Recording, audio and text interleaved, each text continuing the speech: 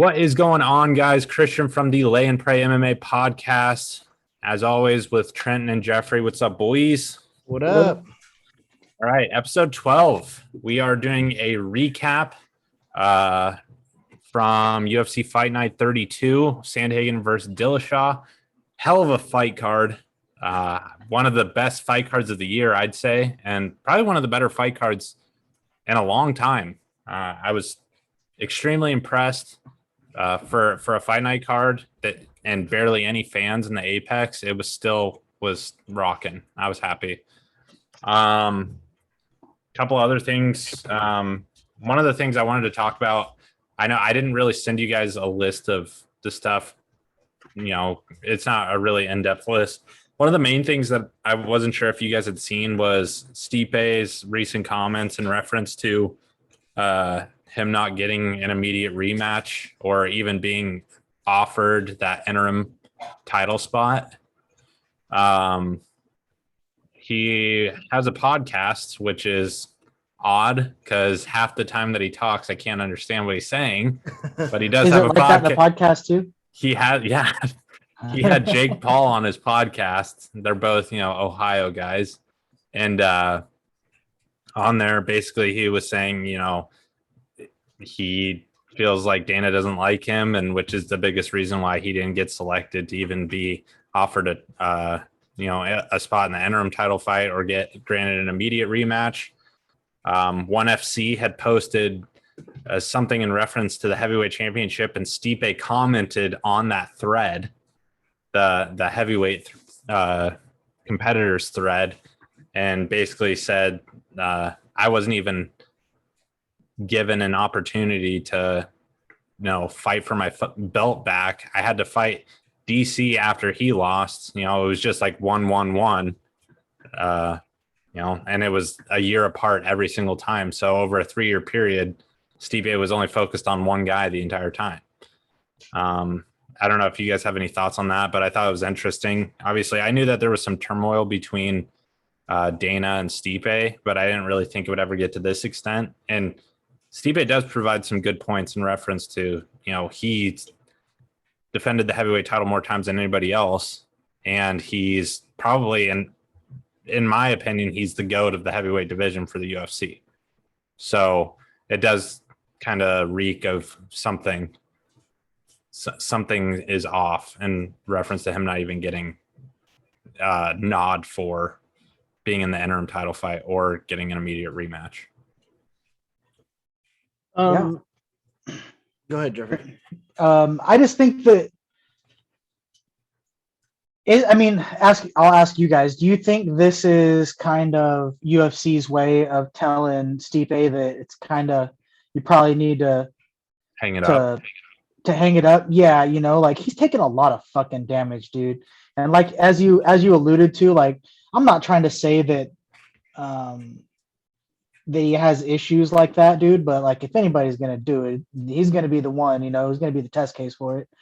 I wonder if this is the UFC telling Stipe, like, all right, man, it's like it's time, like that's the only thing I really think about. I mean, and then looking back, like I don't think that maybe they have a tumultuous relationship now, but fuck, he was the champ forever, dude, and they had a good run together. Yeah, except like the thing that, here's what I'll say, Trenton, just real quick before you chime in on what you had to say about it. It was leading up to the Ngannou fight, when Ngannou just like, they had all these stats like, oh, he hits the equivalent of a fucking Ford Escape or whatever the car was. And it's like, cool. And Stipe felt like he wasn't getting any respect because they're like, oh yeah, and the UFC heavyweight champion, Stipe. But Ngannou got like all this praise because he was knocking motherfuckers out in like 30 seconds.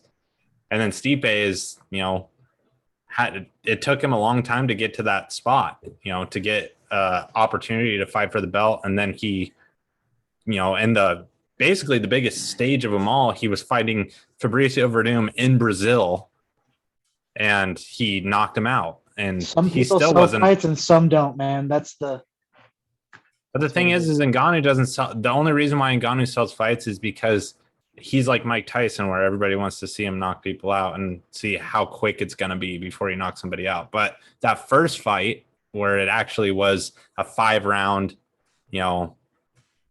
basically Stipe owned him for 5 rounds. Just, Francis made the proper adjustments and actually got some takedown defense over a couple years. So, all right, Trenton, my bad, man. Sorry. No, it's all good.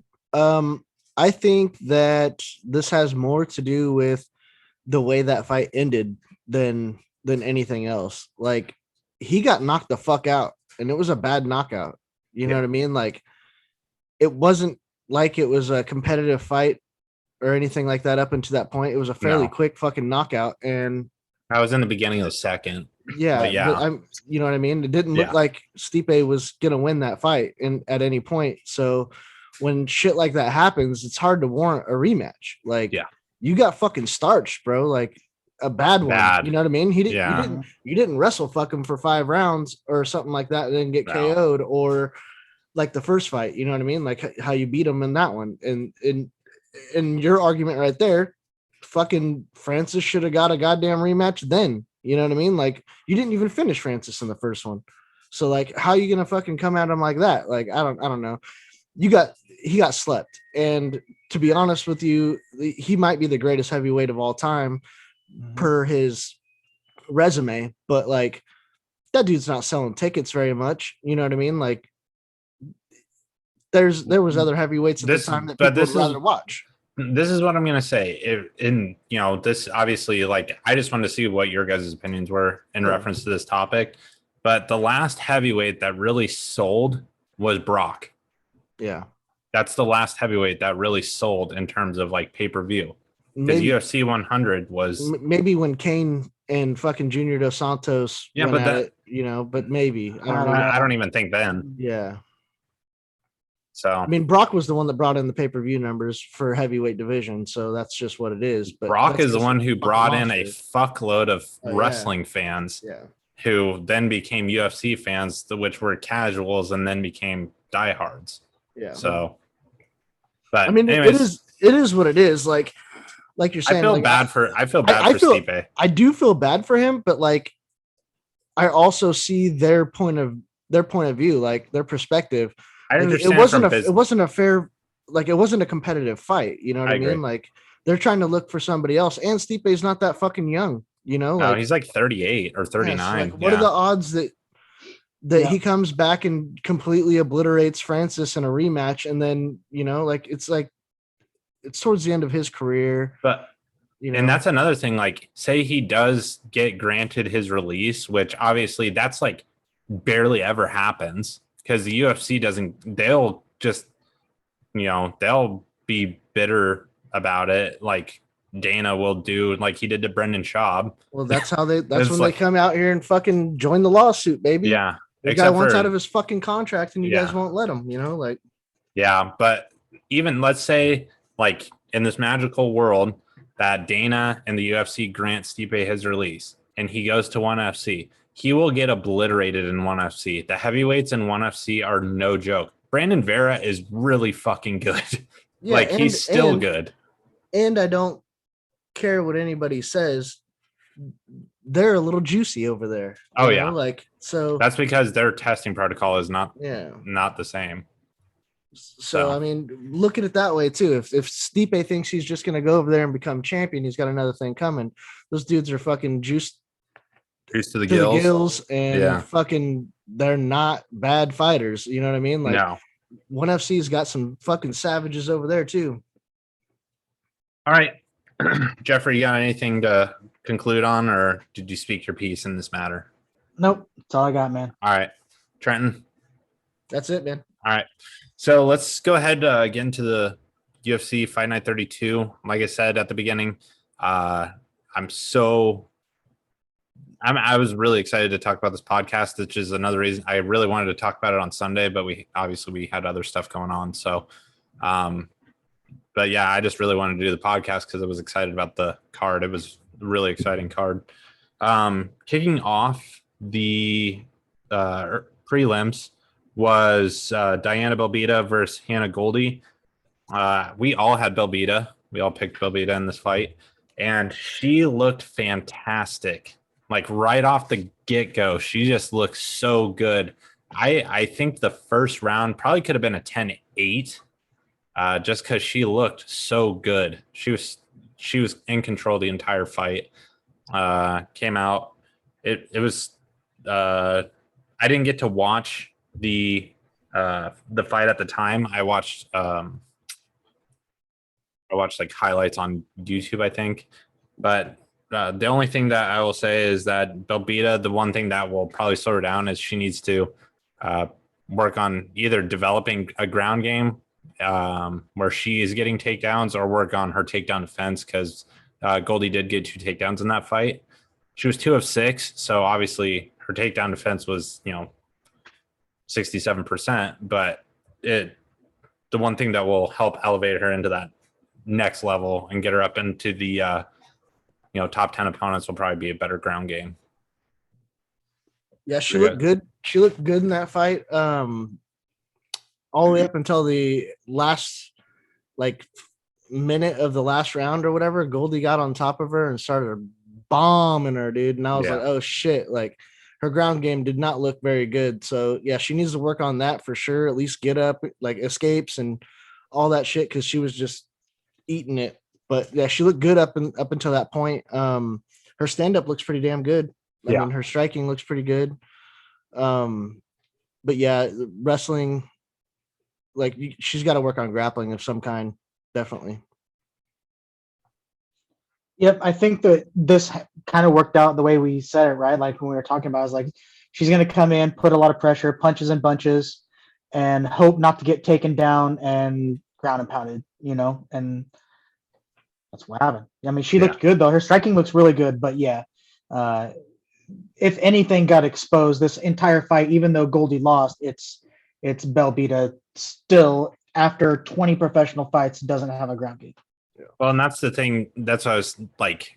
You look at the people in the top. I mean, the top echelon of fighters in strawweight. Look at Rose. Look at Weili Zhang. Look at Joanna.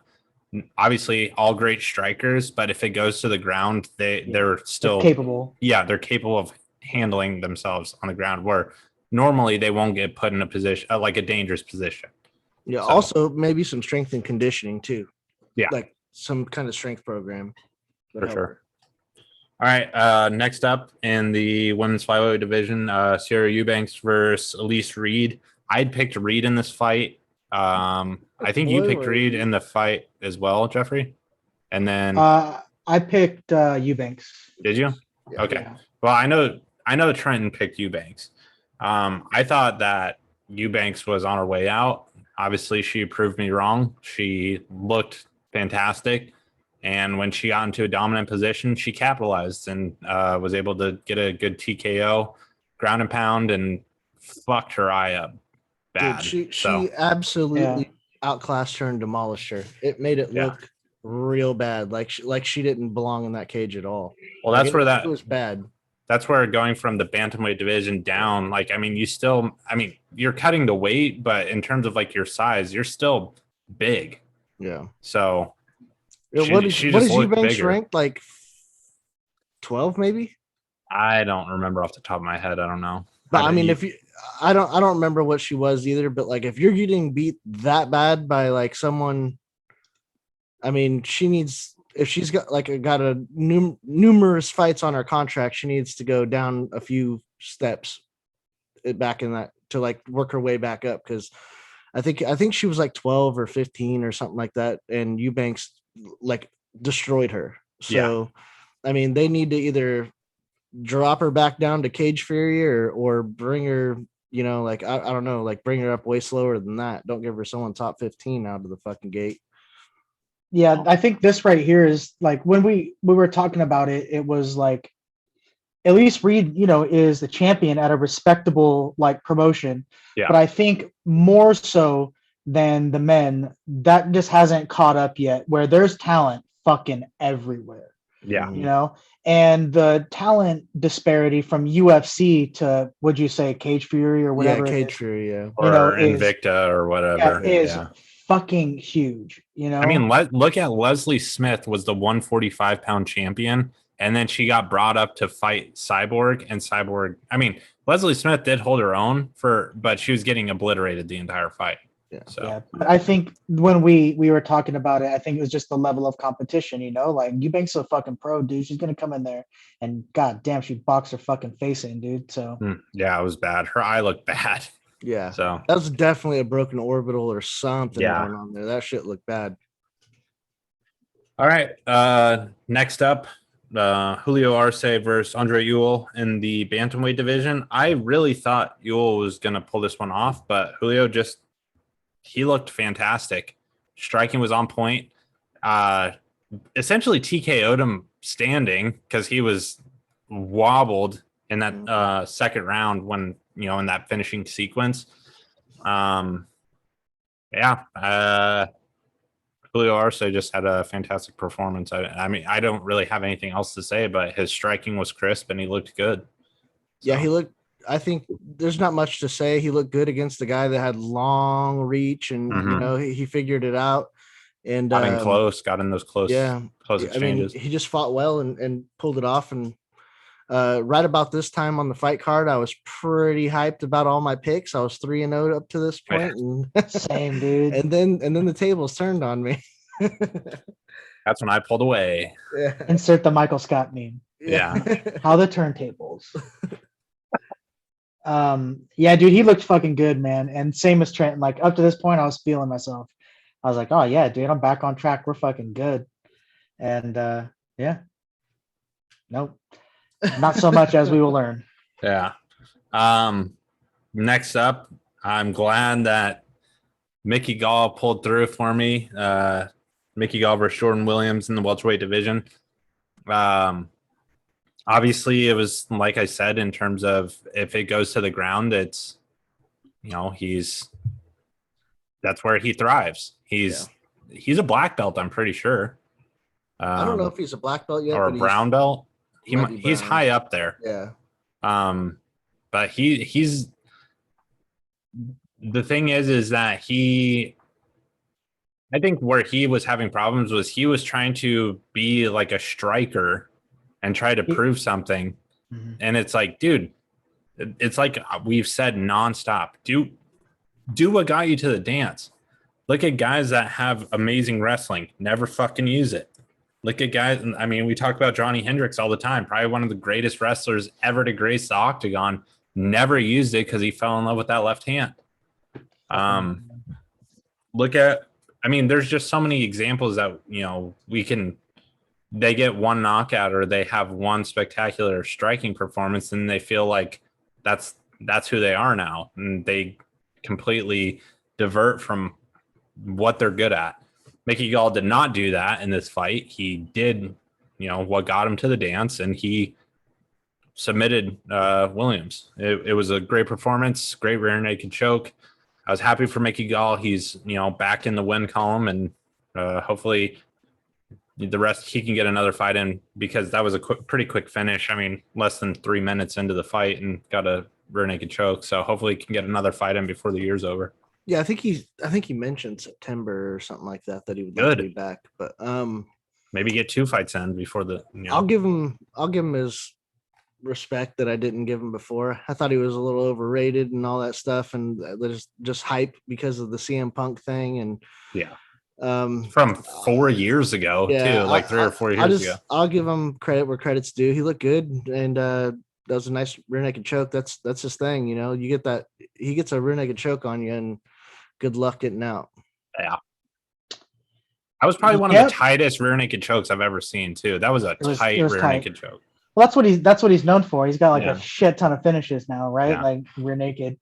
I think, dude, look, Mickey Gall's just got a bunch of holes in his game, you know what I mean? And you never know when they're gonna fucking sprout, like if it goes to the ground, Mickey Gall's he is a black belt, by the way. He's gonna have an advantage. Yeah, he's gonna have an advantage like against most people, It's just everybody wants to strike these days, like you gotta have some, but it's sexy. That's the thing. It's the sexy thing. You look at the guys like Kamaru, the best thing he ever did is he went out to Denver and he trains with Trevor Whitman. But he was, I mean, what got him to, he won the title from wrestling.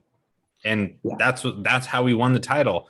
Since then, he's just evolved his game more, which makes it even fucking scarier, is that he's evolved his game even this late into his career. Because, I mean, he's on that second half of his. And I think all those ground specialists need to take a page out of his playbook and fucking, make some notes, be like, oh shit, this guy's stand-up was suspect. And then now it's a strength. He could, dude, he's fucking banging with, Jorge. With Jorge, banging with fucking Burns.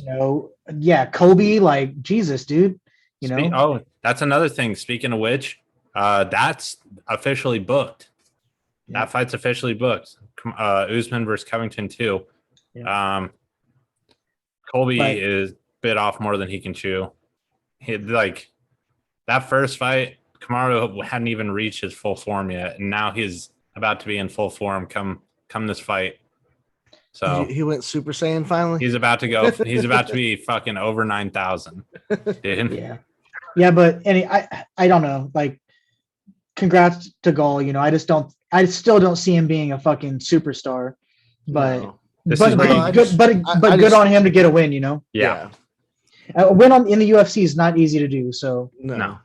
Well, and the thing is that he obviously, I agree, he is overhyped. Like, I think he's overhyped, and it was all because of Dana White looking for a fight, just like Sage Northcutt was. There's a lot of guys that are overhyped because they come from looking for a fight or the Contender Series or even the Ultimate Fighter. Even like it's bound to happen. Kembo Slice got a freaking contract based on his name, and he got bounced in his first fight in the house. The crazy thing about the Ultimate Fighter is how many of those dudes that won ended up becoming champ at some point. I know. That's a fucking wild statistic because it's like half of those motherfuckers or more. Like, it's a lot. Kamaru Usman, Forrest Griffin. There's an assload, dude. I'm sitting here. I'm just trying to think of them, but there's more. Yeah, Bisping. There's more than you think. Maynard was on the show. I mean, he didn't win it. Yeah, he didn't win it, but I mean, there's lots of guys. Probably, if I had to guess, guys and gals, 7 or 8. Yeah, maybe more. Yeah, a dozen. And there's been how many seasons now? 27, I think. Yeah. So if you pretty really good look considering. at it, almost half, maybe like close to half, maybe not half, but like it's in the fucking, who knows, 45% range, like of those fighters that are on there end up becoming champ at some point. That's a wild statistic. Yeah. All right. Oh, Robert Whittaker is another one. Yeah. He didn't even win the Ultimate Fighter, and he's still next up in the middleweight division.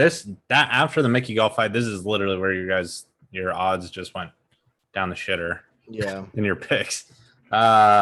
Middleweight division. Mickey Gall. Nasruddin Imavov versus Ian Heinisch. We all picked Heinisch to win, and he got just outworked the entire fight. Like, from the start, he didn't even look like he belonged in the octagon with Imavov. So Imavov just put it on him for a round and a half, essentially, or a little bit more, and then finally got the TKO stoppage. Heinisch again, looked tired after like the first fucking couple minutes, like the first engagements. Yeah, it blew my mind because like, how do you go from fighting fucking Kelvin? Kelvin Gastelum, and then you look gassed in the first fucking 30 seconds of the fight. Like, I'm like, what is happening here? I was shocked. Like, I was so disappointed in that one. I thought this was a lock. Like, I'm not gonna lie. I was like, oh, this guy, he fought Kelvin, like he's gonna get that rub off, he's gonna get good, and fucking nothing. That one upset me. Same. I don't really have anything to add, dude. That one really hurt my feelings. Yeah. Well, I really thought that, just the rub from being in there with a guy who's fought some of the best in the division, and styles make fights. Yeah. And maybe he just wasn't expecting that pressure, and then he just gassed. Or there's just no way that guy's better than Kelvin, and he finished him. Yeah. Well, maybe maybe I'm full of shit, and this guy's an up and coming now, and a prospect that I need to look for. But like in my head, Kelvin's so fucking good, and you went and survived that fight, and then all of a sudden you get finished by this guy, and I'm like, what the fuck just happened? Like, yeah, I don't know. Or maybe just Gaslam didn't have a good night when he fought Heinisch. Who knows? Yeah. Who knows? The headliner for the preliminary card, Punahele Soriano versus Brendan Allen. It was like I had told you guys in the prediction fight, or the prediction episode, last episode. Obviously, this guy is an absolute threat early in the fights. That first round, he is dangerous as a motherfucker. He's so dangerous. I mean, you look at his 2 fights before this, he had first round knockouts and TKOs.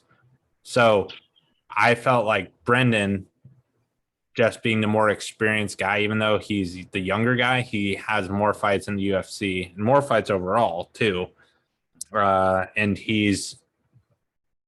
even though he's young, he still has a veteran's mindset in terms of what it takes to get it done. So I felt that he was going to display this fight, and sure enough, he did.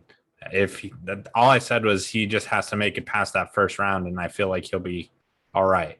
And sure enough, that's exactly what happened. He got through that first round, and I think from there it was just smooth sailing. So yeah, you pretty much called this one perfect. He just didn't have the cardio to keep up after that first round. I think this is probably the best thing that could happen to him, though. He didn't get fucking straight KO'd or anything. Yeah. So, I mean, to learn a lesson, like, bro, you need to go back to the gym and cardio your fucking ass off, and then you might be a beast. You know what I mean? Like, you're a fucking dangerous guy. You've got power. You know, you just got to be able to fight for 3 to 5 rounds, you know, like, I mean, not 5 rounds yet, but you got to train for fucking 3 hard ones. You know what I mean? Like, if he goes back in there, goes back to the gym, works on his cardio, the dude's going to be a threat. You know what I mean? He's just got to do that. Like, it's going to be this is a big lesson for him, and it might be a tough pill to swallow, but I mean, at least it happened the way it happened, and he didn't go to sleep or something, you know? Yeah. Yeah. After that fight, that's exactly what I was thinking, because I was thinking like Soriano was going to come in and like, all right, I'm on scene, you know what I mean? And I guess maybe this is the best thing, you know, before you get, because if he would have came in and got 2 more wins, he's gonna lose a very visible fight, you know, and that'll set you back much more than losing this fight to Brendan Allen, who Brendan Allen's fucking solid as shit. Mm-hmm. Nobody was saying he wasn't, you know, like we kind of knew that it wasn't going to be a breeze, but I just seen Soriano just blast people to the fucking moon. And I was hoping that's what he was going to come in and do, but it's probably the best thing for him. Like you said, he didn't get slept. He just got outworked, out hustled. And hey man, if you got power, that's cool. But he just learned that, like you said, hey man, you got to have some fucking cardio to go with that shit, or it's not going to be any good, you know? So yeah, I do think we'll see him again. Very strong. Very strong. He is. That's the thing that's fun about him, is that his power. It's like natural power. It comes natural to him. It's not something that he, you know, had to develop like Kamaru's had to do, you know? Yeah. And in terms of his striking, it's like a natural power. I think for me, when I made that pick, the biggest thing was just the amount of fights that Brendan has in the UFC, and his experience is he's still young, but he is like a veteran essentially, because he's been in there over 20 times, and he's, you know, in his mid 20s. So, but that was a great fight for, you know, to headline the preliminary. And then kicking off the main card, we had Adrian Yanez versus Randy Costa. That was a super fun fight. The first round, Randy had just absolutely put it on Yanez. I was thinking that if Yanez wasn't careful, he was going to get put away. And before the first round was over, because at one point I think Costa had landed like 50 or 60 head strikes in that first round. And I was like, and his nose was busted up, his eye was busted up. And it just looked like Costa threw everything at him, including the kitchen sink, and gassed. And Yanez was still there standing and was like, all right, motherfucker. And he turned it up to 11 in that second round. I don't think Costa was ready for that. So Costa, it just comes with the territory. He doesn't have, his first fight, he got an early stoppage. So he didn't get to really get his, get his footing in the octagon yet. So now he knows what he has to do. He knows, a good sound pace that he needs to set, and one that he can maintain through a 3 to 5 round fight. He just put it all out there in that first round, and it ended up costing him in that fight. But do you think that can you name someone off the top of your head, right, that you can think back and they were a middle of the road fighter or a young fighter, an up and comer, and their big thing was cardio and they kept gassing and they couldn't, and then they fixed it? Can you name somebody that fixed that problem? Because I can't. No. Once you have cardio problems, that's all you're known for, and they never fucking fix it. Fucking never. Yeah. That's what worries about with this. We just talked about 2 fights, where we're like, hey, he's young, he's gonna get his cardio up, and they fucking never do though, Yeah. So we'll see. Yeah, that's a good point. I hope that's not the case, because Randy is such a fun fighter and he's very skilled. Like, he looked so good in that first round. He just threw everything at him in the first round, hoping that he put him away. And when Yanez was standing there at the end of the first and came out firing on all cylinders in the second, Randy didn't have an answer. So that fight was fun and exciting for as long as it lasted. Yeah. At first I thought Costa had that. I was like, oh, dude, this is where my picks come back. This is looking good for me. And then, he just didn't have the gas tank. And that's two fights in a row. We talked about no gas tank. Like Jeffrey said, I can't really think of somebody that has fixed that issue. The only thing I could think of right now is like the first Conor fight with Diaz. In the rematch, he kind of fixed his cardio for as best as he could for the pace they put on. But then his cardio was shit again. His cardio got shit. He dropped Nate like 3 or 4 times in the first 2 rounds and then didn't do anything with it. And then after halfway through the third, he gassed, and then Nate put it on him for, and he just survived the fourth and the fifth. That's why I'm not exactly sure that it's this cardio issue, that like he doesn't have the cardio. It's definitely a pacing issue as well, though. Yeah, like, he tries to throw everything at him in the and third. Fucking go hard as shit. It's like the Phil Baroni effect. You know what I mean? Like that motherfucker came out, threw everything. I think they said that dude trained for like legitimately only trained for 1 round. He was like, if I can't beat that motherfucker in 1 round, then I don't deserve to win. Like, I'm like, Jesus Christ, what a savage mindset. Was such a fucking meathead, dude. You know what I mean? He was also a juicer. Yeah. Jesus Christ, he was a walking fucking steroid. He looked like Big Papa Pump, dude. Yeah. Holler, if you hear me. It's just one of those things that like, I don't know, man. Like, you should go back to the drawing board and work on your fucking cardio as best as you can, because obviously your hands are there. That's not your fucking problem. You just need to be able to do it. But also maybe don't come out so fucking hot. But then, can you still outpoint somebody and adjust for 3 rounds if you're not trying to finish them in 1? I don't know. Like it's just a game plan thing. And also, go work on your fucking cardio. And you can't even rely on pacing yourself anymore nowadays, because you don't know what the fuck the judges are.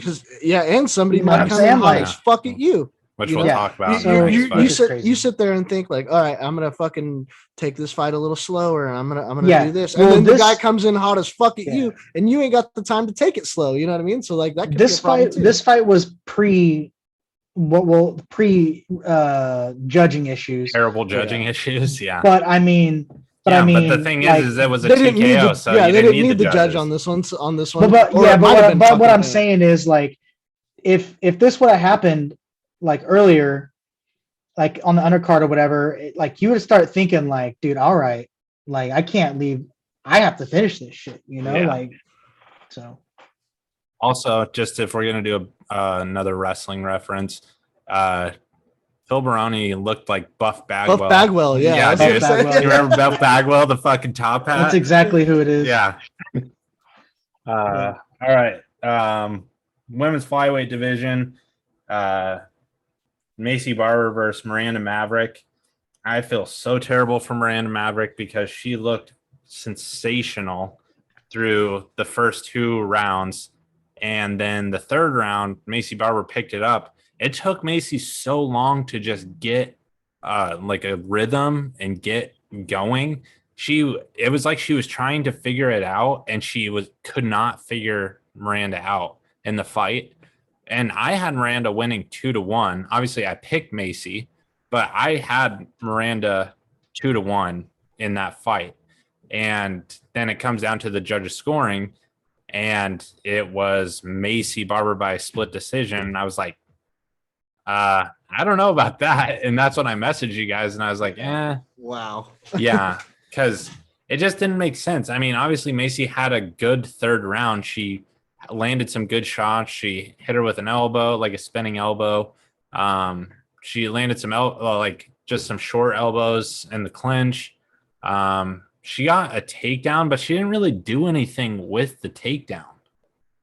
So, I mean, it's times like that where you look at a takedown and it's like, okay, well, should that even really count as beneficial? Because it's not wrestling, you know. It's not like you get 2 points and you're ahead in the match. It's you got a takedown and then the person popped back up and you didn't do anything with it. That was my big problem. Remind me, come back to that for the main event. Yeah. Yeah, this card was cursed with bad judging. Yeah, I agreed. I chose Macy Barber, and I, in my opinion, think I chose wrong. Like, I think she shouldn't have won that fight. I think that was a robbery. Maybe not a robbery. I don't know. That was a robbery. It was not a good decision. Like, I think, what was her name? Maverick. Miranda Maverick. I think Maverick won that fight, and I thought it was pretty obvious that she did. I did too. That was like, I'm going to take the W. Don't get me wrong, but I still feel like Miranda won that fight. After watching this fight, the thing that stuck out to me is, like, my immediate thoughts were, you know, they're like, so-and-so's, you know, scores the card fucking 29-28 or whatever the fuck it is. And you're like, and then it keeps going and you're like, all right, one idiot chose Macy Barber, and then she wins and you're like, what the fuck? Like, two fucking assholes did that, you know? And it's like, you can't, it blows my mind that this is still a fucking issue. I know that the athletic commissions have their rules. Fuck those people. It's like college football with the NCAA. Eventually you have to say fuck those people. Like, you're playing with, you're following arbitrary bullshit rules for no reason, for people that don't have any fucking idea of what the fuck is happening in the sport. You know, it's just it's a fucking shame. First of all, I know the UFC and Dana White take care of those people that get robbed, but like, the fact that it comes to that is fucking crazy. And nobody's saying that this can't happen. Like, you can't have a draw, you can't have a split decision in cases that they are so close that you're like, I can see it, I can make a case. Literally fucking nobody can make a case that Miranda Maverick didn't win that fight, and that's fucking gross. I would have been less like disappointed if it was a draw, like less shocked. You know what I mean? Like, but the fact that Macy won, I'm like, yeah, that is crazy. Okay, I didn't even think it was close enough to be a draw. No, it wasn't but even that close. But I don't think it was either. But I would have been less shocked, like if the judges were like, you know what, fuck it, it might have been, it was close, it was a draw. But I didn't think like, oh shit, Macy won that. Like that to me is crazy that they saw that. You know what I mean? Like, how did two of you motherfuckers think she won? If anything, it was closer to a draw than her winning. You know what I mean? Wasn't even mad that it was a split decision. I was pissed off that it was a split decision in the and wrong Macy direction. Barber won. I'm like, what the fuck is this? I know. I mean, it shouldn't have been a split in any. I don't think anyway. Not only am I pissed off that Miranda got fucked out of that, but I lost that fucking pick because of that. I know. I got it right, and I'm still like, what the fuck? Well, I got it right too. So that's like what I said. I'm just focused on staying ahead of you guys. That's all I care about. Like, even if at the end of the year, if I am ahead by just one pick, it's still one pick nonetheless. But that's right there. That fight was the start of the curse too. I know.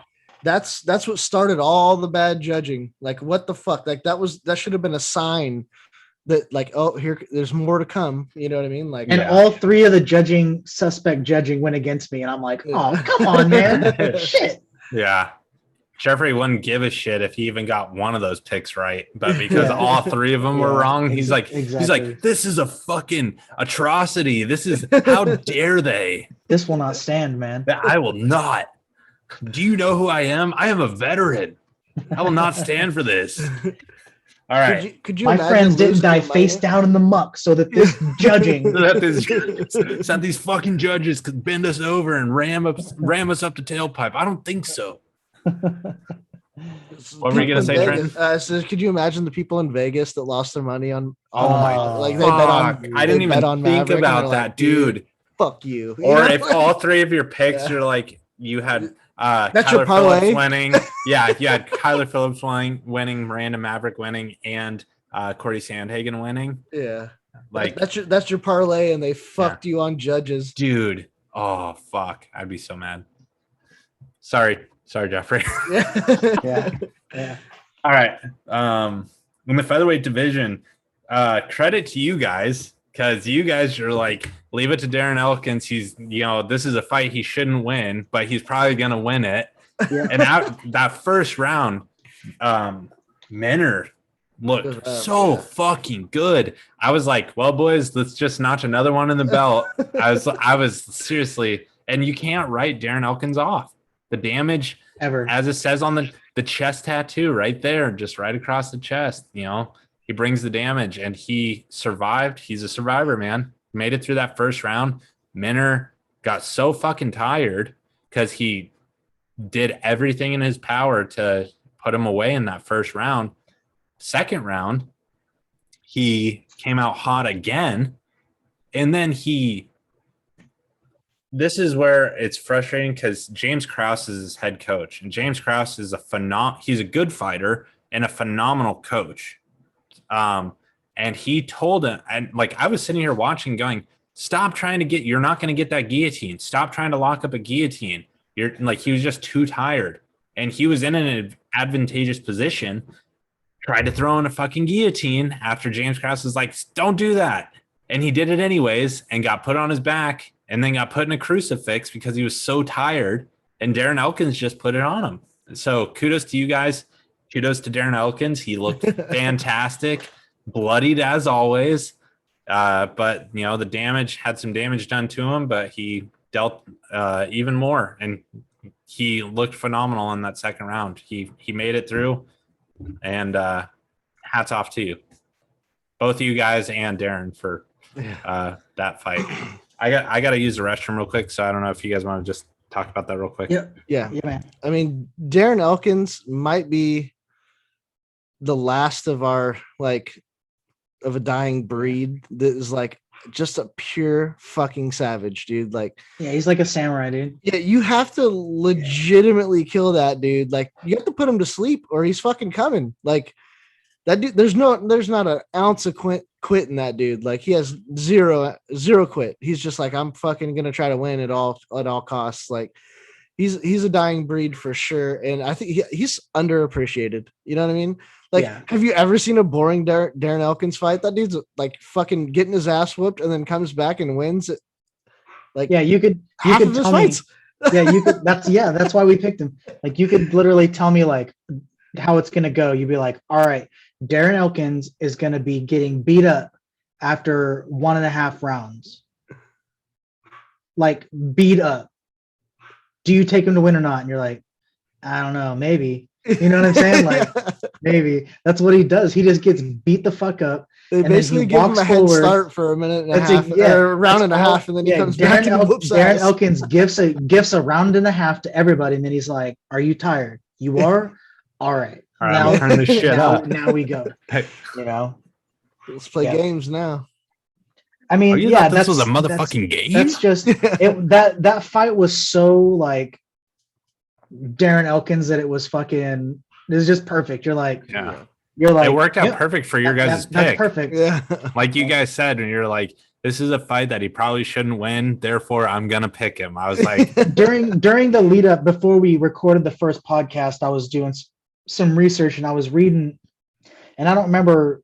Obviously, he's not a very well-known fighter, but he said that he was a training partner of Elkins, and that he knows and has seen Minner fight as well. And Minner is just so talented compared to Elkins. And then he's like, but I've trained with Elkins for 8 years, and that man is a savage. And I will I'll never not pick him because he just gets fucking, I guess he trains like that though, you know, like his people take him to deep, dark places and make him like work for everything, you know? So Darren Elkins fights Max Holloway tomorrow. Who do you pick?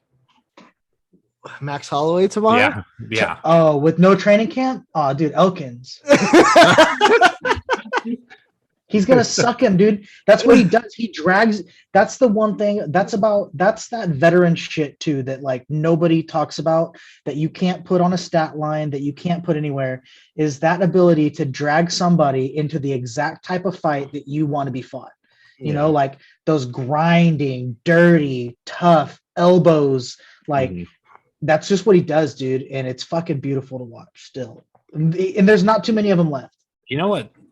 For me, watching what was so frustrating is how do you let yourself, like in terms of Minner, how do you let yourself get to the point where you wind up on your back because you throw up a guillotine that your coach told you not to do, then you get put in a crucifix and you're stuck there for like over 2 minutes. He was stuck there for a long time. It's like, do you guys not train? Like, I know a crucifix is hard as fuck to get out of. Especially when you're dog shit tired. Yeah. But it's like, you guys have got to have trained that. There's like the way that UFC is nowadays, like everybody should have some sense of a ground game. I don't think that people realize what people like Elkins is like, you know, it's like, because that's his thing. He's so confident in not getting submitted or not getting knocked out that he's just going to fucking sap you he's going to force you because he's going to show that weakness like that, you know, like, oh, he's hurt. And the guys are just going to go and they're going to go and they're going to go. And it fucking happens every goddamn time. They just wear themselves out, man. And Elkins is there, you know, somehow to finish the fight. So I guarantee now that we stroked his dick enough, hard, I guarantee you that fool could go hard for probably 5 fucking rounds. You know what I mean? Yeah. Like, he doesn't have to, or he never gets there, but like he's probably one of the most mentally tough fighters that's out there. Like, because he's a dying breed, bro. Like, even just in like society today, you don't see that nearly as much from like, you know, the up and coming guys. It's like that first round, you got your ass absolutely kicked, and you're just so down on yourself because it's like, how the fuck am I supposed to come back from this? And Darren Elkins is like, all right, I got 2 more rounds to figure something out. One of the things that I learned real fast, like when I started doing jiu-jitsu, is like how quick you used to tap to shit just because you were scared or you were uncomfortable in a position, you're like starting to panic. You start losing your breath, and then after a while, like you just let it happen, dude. You just you're just trying to find that small little crack, and that's what Elkins does, dude. He just takes it and just onto the next inch and onto the next inch. I feel like cool. in another universe, we got all the craziest badass fights that like Elkins could have been in or should have been in. Like in another universe, we get Elkins and Diego Sanchez and Clay Guida and fucking like all these fights. You know what I mean? Gilbert Melendez and Gilbert Melendez. Like, and we just see these fucking wars of just dudes that have no quit and they're just crazy. Like, that would have been such a great Brian Stan and Vanderlei. That would have been so wild, dude. I love it. Don Fry versus that fucking big ass Asian dude where they're just in the clinch. He's holding his head. Yeah. This is the manliest fight of all time, and they're just throwing rights. Yeah. Their fucking eyes were just swollen. Oh, that was such a fun fight to watch. Great times. You guys have anything else on this fight? Nope. No. Okay. In the co-main, Kyler Phillips versus Paulian Paiva. It was a good night for Team Alpha Male. Team Alpha Male, all their fighters won. They're all 3-0. Macy Barber, Darren Elkins, and Paiva. Paiva got the win. I have no clue how. The first round, Kyler Phillips put it on him. But good on Paiva because he survived. He survived. He got dropped multiple times. That first round could have been a 10-8, I think. I think it was. Yeah, for sure. And the way that I look at it, I feel like Kyler Phillips won the fight, but I feel like Paiva I feel like it could have been a draw too. Like if Paiva somehow won the second and third, then it should have at least been a draw because that first round was a 10-8 as far as I'm concerned. Kyler Phillips looks so good in that first round, but he tried, like, even in the second round, he was tired and he was still throwing spinning kicks and stuff. It's like, dude, if you're that tired, focus your energy and like time to work on fundamentals instead of the crazy shit. So, but there's also some judges that like take that into account and like, ooh, this flashy. These guys did not. Anybody who did that was who was moving forward. Yeah. Oh, that's it. Yeah. Yeah. Which will play into the main event. Yes. But Kyler Phillips looked good for the first round, and then in the second and third, obviously he had moments where it would be like he would land a good combination and he would like rock Paiva. Both in the second and third rounds it happened, but Paiva was going forward and still striking, and he landed some good shots. And I don't think he ever had Phillips in like serious danger, but I think Phillips was just more tired than he was like hurt or rocked. Yeah, he was just like. But then Phillips would fire right back. So when they read that decision, I was like, man, that is a travesty because Kyler Phillips, he had a great attitude. You know, he wasn't pissed off. He didn't sulk. You know, he clapped his hands and gave the guy his props. But and then fucking Uriah Faber like takes over the mic and translator doesn't even. He's like, yeah, you do this, and then he'll tell me. And then, I would love to see how much of it was bullshit. Yeah, he's like, they're like, oh yeah, they're like, oh yeah, well, what are your thoughts, Paiva? And he's like, yeah, and then he's like, well, basically, you know, I'm fluent in Portuguese now, so. Basically what he said is Team Alpha Male is the best team ever, and we're the best. And I piss excellence. I wake up in the morning. I wake up and I piss excellence. I don't know I really what to do do with my hands. But yeah, so I really thought that Kyler Phillips got screwed out of that fight. But I think it was a good fight. I think it was a fight of the night contender. It was entertaining. It won it was interesting. Fight of the night. Yeah, okay. It won fight of the night. It was very entertaining to watch. It was exciting. He brought it in the first round. I think it should have been a 10-8. The second round was close, whatever. I still thought Kyler won that. Yeah, that and then second. the third round, I could see how they thought Paiva won the third round. Yeah. But like yeah, like you said, it should have been a draw or for Kyler, I think. But kudos to Paiva. That dude is a monster. Like the dude took all kinds of shit and he was pushing for that dude has zero quit in him either. That dude pushed forward the whole fucking time.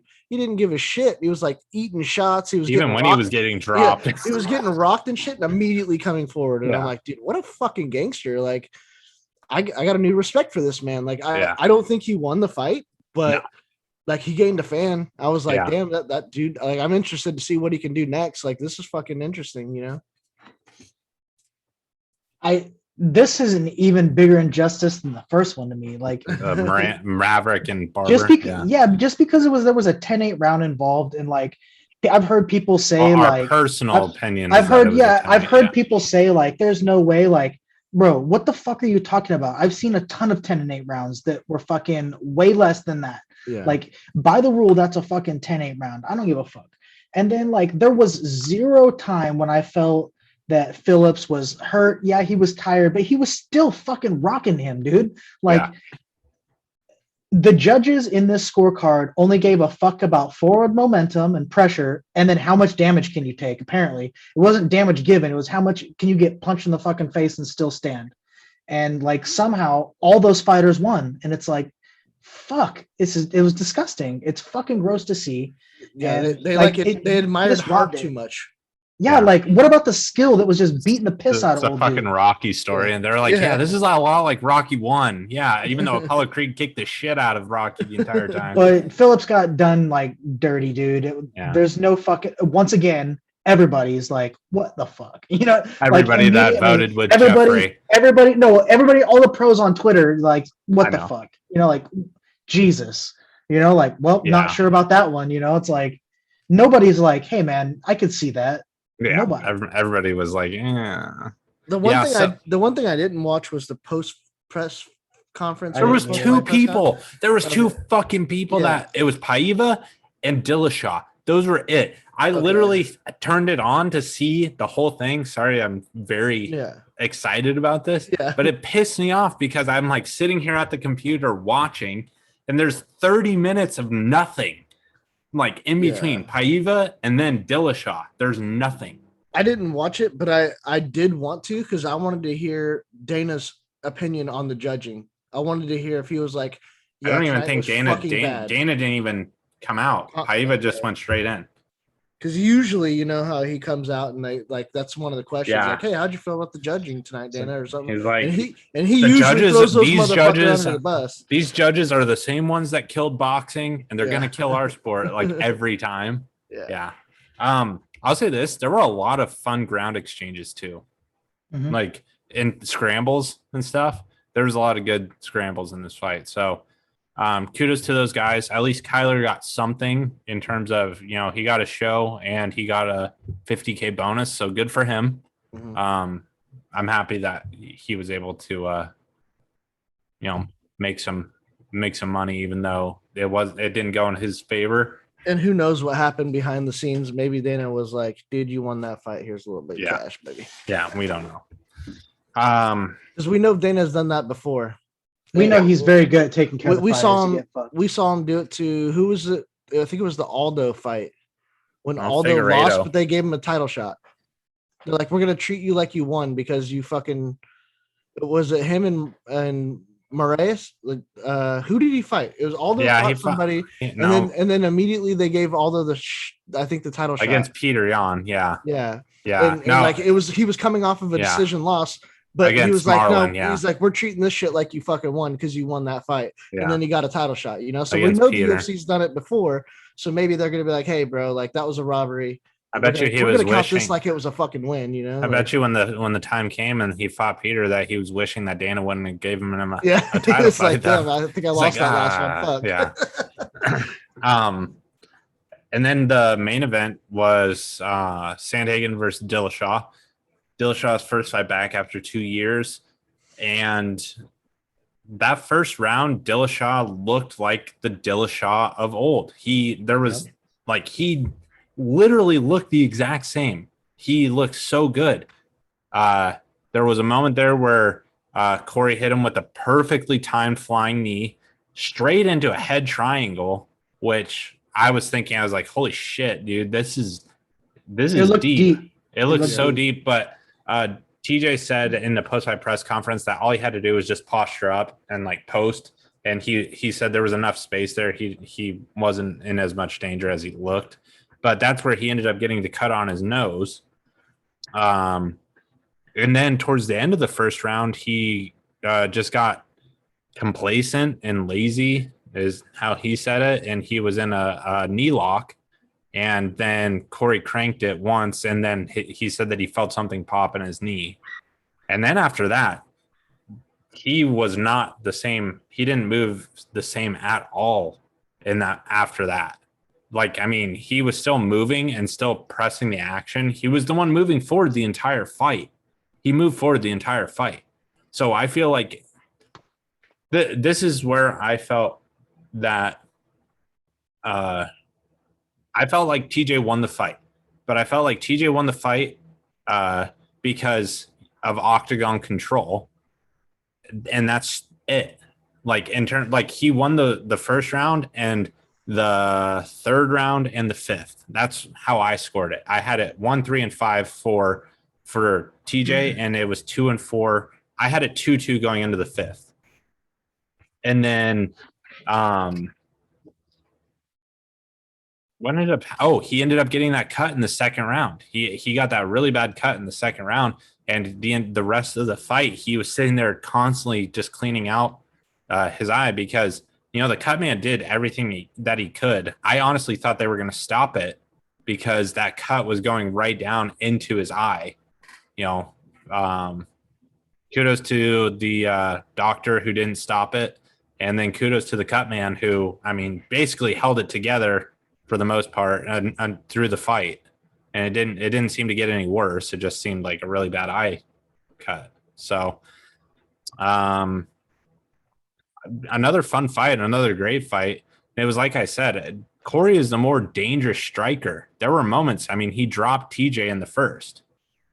And then he hit him with a spinning back fist that clipped TJ, and then he was wobbled. He's the more dangerous striker, there's no doubt, but I don't feel like he's the better striker. I felt like TJ is the better fighter overall. Fun fight. It was a good fight, and it was hard to score, but I still had it 3-2 for TJ. Not just because I picked him, but I just felt like he pressed the action most of the time. So, I slightly disagree with you. Okay. I think the fight was a great fight. I think it was entertaining. I don't think the octagon control should be worth as much as these judges put fucking effort into it or whatever, put like their standard onto it. Mm-hmm. I think that like coming forward is great and all, but not when you're getting jabbed to hell and pieced up. Like, I don't know. Like, I just don't think that is worth more than everything else in the fight. Like, it can't be this big factor. Like, people are counter strikers. You're telling me like if I'm a counter striker and I don't KO you, I lose the fight. Like, that's not a good look either. You know what I mean? So, I mean, in my opinion, I think Corey Sandhagen won. I think it was a close fight. I think it was a good fight. Like, I don't think it was a robbery or anything. I just think neither do I. I don't think so. I just think that in my opinion, I thought Corey Sandhagen did more damage and had the fight closer to a finish on numerous occasions. And I think that's worth more than octagon control, in my opinion. Yeah, damage dealt is definitely, I feel like, is more substantial than octagon control. But at the same time, I still, in terms of like the way I looked at how the rounds broke down, I still felt like it was 3-2 for TJ. And I could see why you thought it was 3, or did you have it 3-2 for Corey, or did you have it? I had okay. 3-2. Okay. But like I'm saying though, I mean, it was close. I'm not mad at it. I just think that had to have been what swayed the judges towards TJ was the forward movement. And I didn't see it that way because I was seeing him getting pieced up and tagged up and stuff like that. And all they saw was him moving forward. You know, I see where you're coming from. Yeah. I don't disagree with you on that whatsoever. This fight, even though it wasn't the biggest robbery, pissed me off the most of all. Look, I understand that it was a close fight. I just don't fucking understand how you get, like, if you're taking everything into account, I don't see how Dillashaw walks away with this win. Like, he didn't do any damage really. He got pieced up all fight in every round. He was getting hit and he was getting caught. You know, first round I had Dillashaw for sure, you know, but like the second round went to Sandhagen. And then rounds 4 and 5, I had to Sandhagen. Dillashaw didn't do shit really. And this is the reason I'm not gonna like hit too much on what you said, Trent, because I totally agree. It's like it's like you can have all the octagon control if you want, but if you're literally not doing anything with it, then it doesn't fucking matter.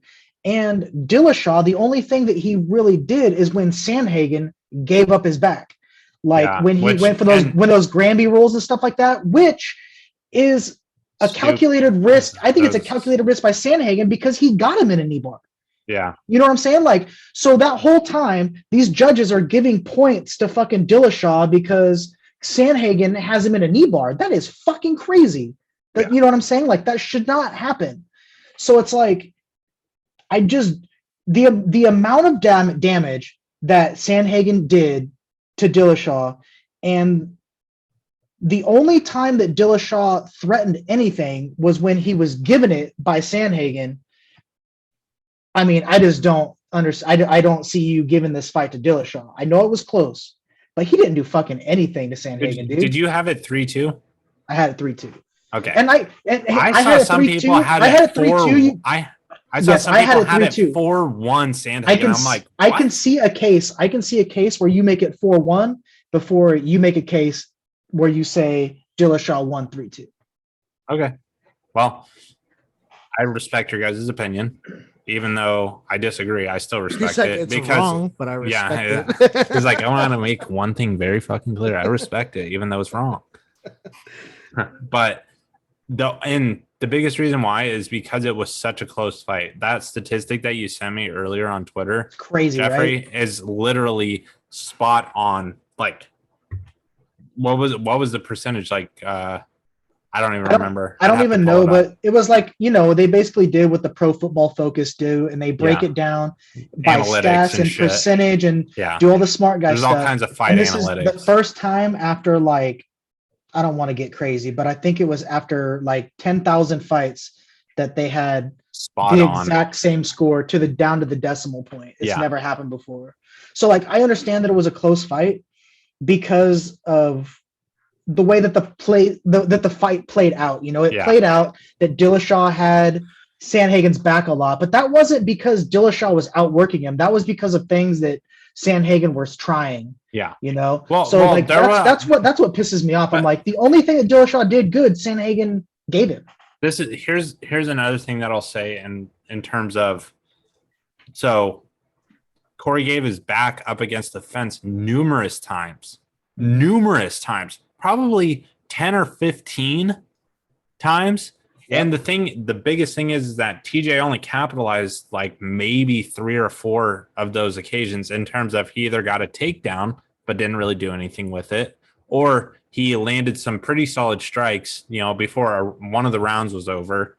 I want to say round 3, because I had TJ 1, 3, and 5. So yeah. And then 2 and 4 for Corey. But this is honestly, if TJ hadn't hurt his knee in the first, obviously, you know, shoulda, coulda, woulda, what could have been had this not happened, you know, this, whatever. But I still feel like if TJ hadn't hurt his knee, TJ probably could have won that fight 4-1 or maybe even 5-0 because he was in very advantageous positions. He just couldn't do anything because his knee was shot. Yeah, but that was because Sandhagen took that chance and put him in a dangerous position. You know, I just don't see like giving kudos to to Dillashaw because he didn't do anything with that though. But that happened in the first round, and he still won the first round either way. That's what I'm saying is because he hurt his knee in the first round, but TJ had already won the first round anyways. It was later on, like you could tell that it affected him throughout the rest of the fight because he couldn't even move. And it was it was apparent to everybody who knows MMA and you calculate damage into a fight, but you know who doesn't know MMA is our judges who did boxing judges essentially. But I know that I'm bitching and this could have gone either way, but it's like it pisses me off because in a nutshell, this would be okay. But you had 3 other fights that were complete bullshit and they all had the same problem. Mm-hmm. You know, every single one of them had the same issues. It's like, okay, you took a lot of damage and you survived it. And then, you know, you had a lot of good pressure, but you didn't do anything with it. Win. In all 3 of them. So it's like, I just find it hard to swallow. Especially because you lost all those picks. All 3 of them, yeah.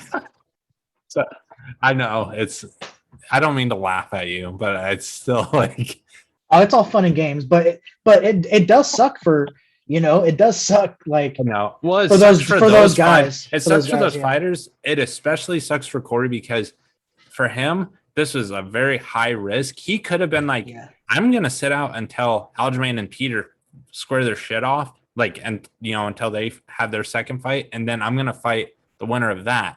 But instead, he's like, you know what? He believed in himself. He felt that he got the better of those training exchanges that they had, and he felt like he could, you know, capitalize. And so kudos to him for taking that risk, but also kudos to TJ for taking that risk too, because TJ, you know, 2 years off, coming in and fighting, you know, the number 2 guy and putting on, I mean, obviously Dominic says ring rust isn't real. Dominic Cruz says that. And TJ just essentially backed it up and solidified it because even with a bum knee, he still looked fantastic in that fight. So kudos to both guys. It sucks that, you know, they both can't be winners in a situation like that. But at the same time, it was a great fight. And I still feel like Sandhagen's gonna get a shot. He's gonna get that. Sandhagen's gonna be a champ, I feel like. Oh, for sure. Yeah.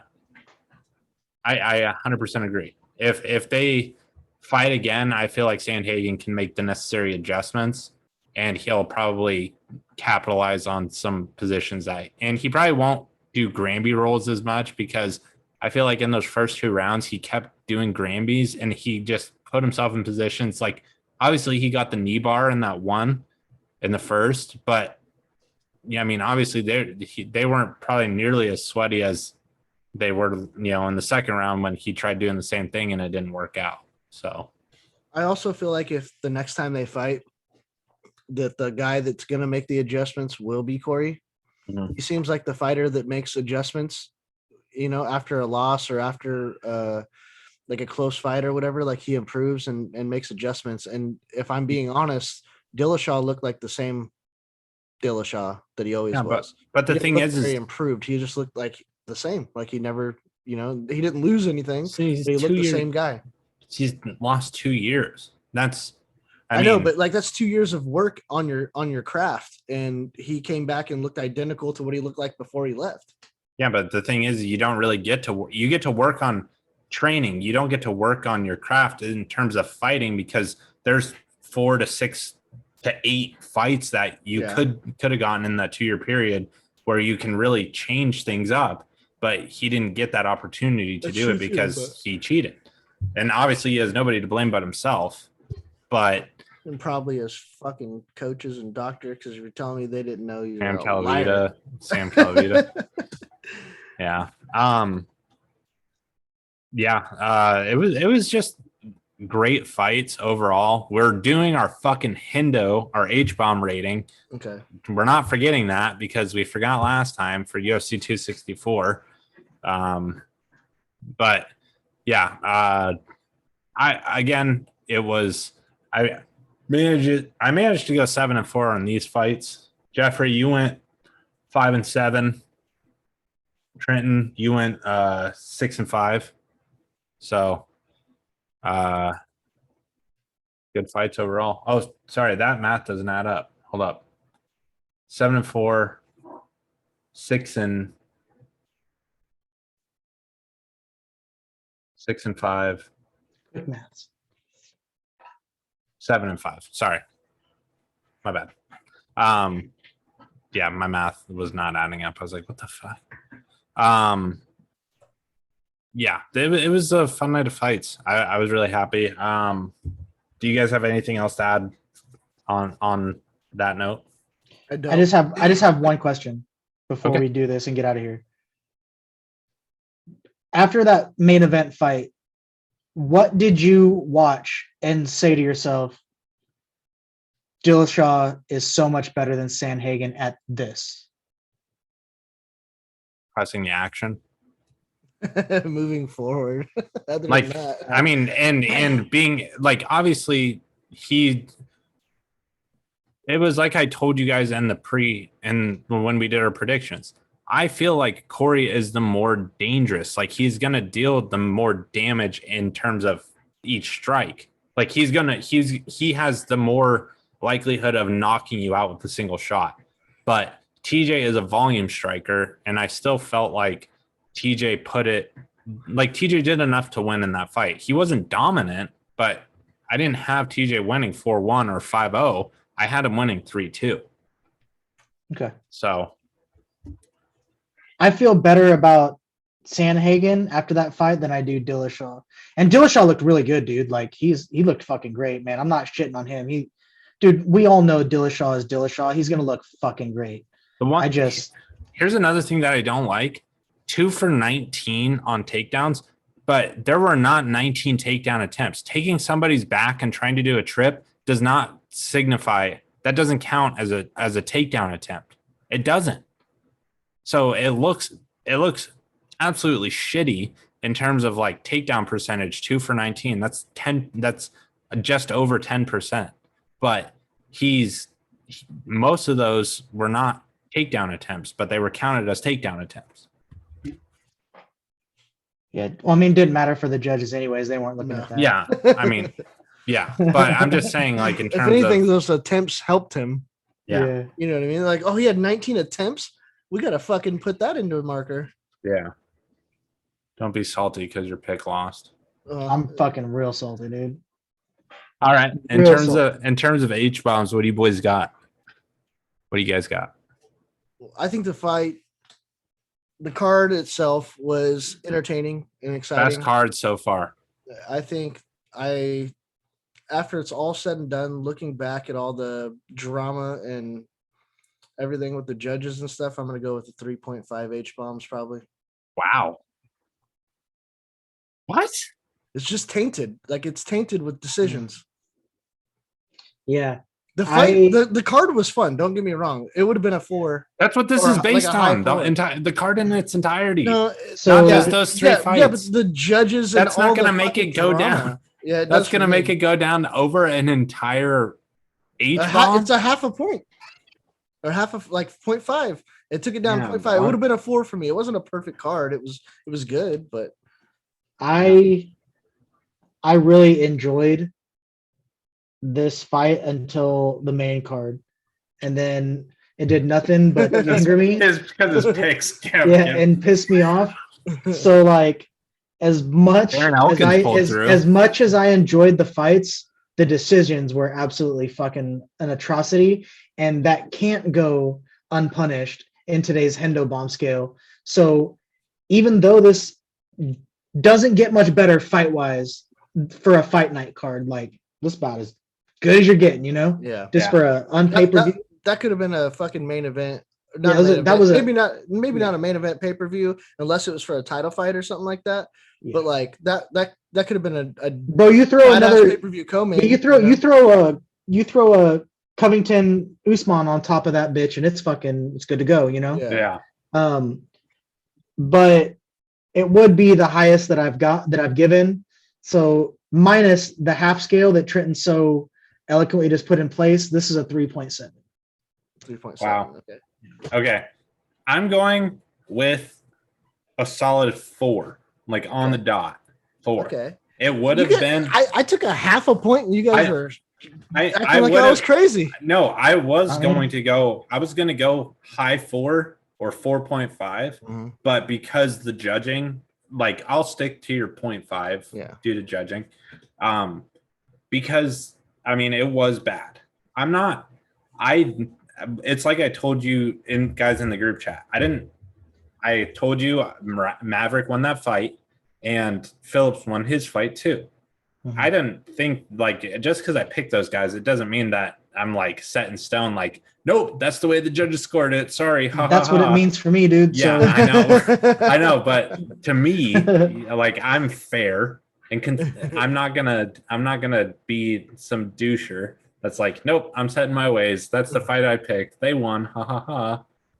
But yeah, I'm going a solid 4. I had a lot of fun watching. Even the fights that I didn't get to watch, the highlights, they were good. The decisions that the judging really affected it, but in terms of the other fights, I was really happy with. And the main event was a good main event, and it was, it lived up to. It was an exciting fight, regardless. Yeah. And the fact that TJ came back after 2 years, and even with all the doubt with EPO and stuff and how he was going to perform, he still trucked through, and he just had looked good. He looked good. He was still headstrong.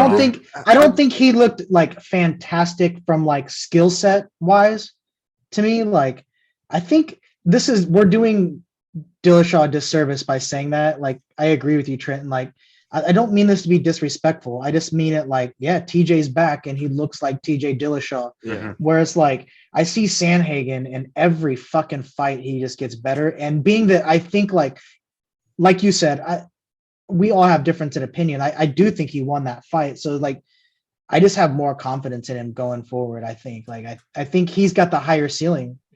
Yeah. Even though he also is, 6 or 7 years younger. So he has that time. Whereas TJ lost 2 years because of cheating. So there's 2 years that we'll never even get to know what could have been. But I can tell you that I like TJ's style in a fight against either Aljamain or Peter Yan. I like his style. I think Yan would be the tougher fight for him, big time. Honestly. And that's TJ said he feels like he'd be fighting Peter Yan. So. And I agree because I don't see Aljamain. I mean, Aljamain was getting his ass kicked up until he clowned his way out of a. He's legit champ, dude. Shut the fuck up, Jeffrey. That was literally the biggest Oscar moment of the entire year. That was our lowest H-bombs, wasn't it? We didn't even do that one. We didn't even do that fight. And deservedly so. Yeah, that was before we ever started doing. Our pod. I thought we did. Dude, this is episode 12. It's crazy to think that we're 12 episodes in. I guess the last thing that we can conclude on before we finish up and wrap up this episode. Saturday, Uriah Hall versus Sean Strickland, both on winning streaks. I think 4 or 5 fight winning streaks. Both of these guys are on right now. Uriah Hall obviously won his last fight against Chris Weidman, the leg break, and then Sean Strickland beat Brendan Allen in his last fight. I believe it was his last fight by TKO. It's going to be a hell of a fight. There really aren't any other fights on that card that I looked at. I can pull it up. I was just looking at it right now, and I don't see any that I'm real excited about. I mean, the only other guys that I really know on this card are Sam Alvey and Brian Barberena. We could probably not do an episode this week if you guys want to, we can, but there really isn't anything that really sticks out to me like, oh yeah, we gotta watch this or we gotta watch this. Yeah. But I can tell you right now, going back to work this week, and it's going to be hard to adjust.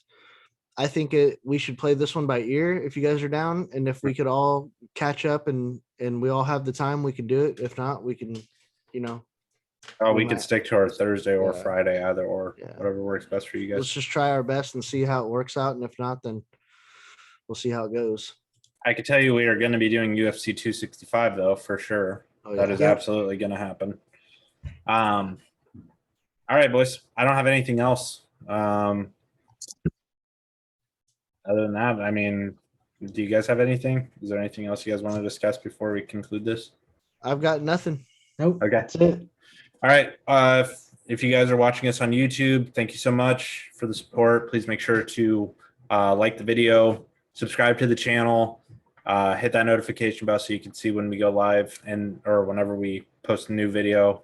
Usually we put out 1 or 2 videos a week, and then also share it to everybody. Share it on your Facebooks, Twitter. And then if you're listening to us on all of our different podcast platforms, so there's Anchor, Google Podcast, Spotify, Breaker, Pocket Cast, Radio Public, and then I'm trying to get it squared away where we are on Apple Podcast too. I looked, we aren't like officially on it, so I'll have to get all that stuff set up. But cool. Please make sure to go and download those episodes, check out our podcasts, and check out our Facebook page too. I just created our Facebook page. It's Land Prey MMA Podcasts on Facebook. So check us out there as well. Right on, dudes. Yeah. All right, boys. Good episode. Take it easy. Have a good night. And I will talk to you guys later. All right. Bye, guys. All right, see ya. Later.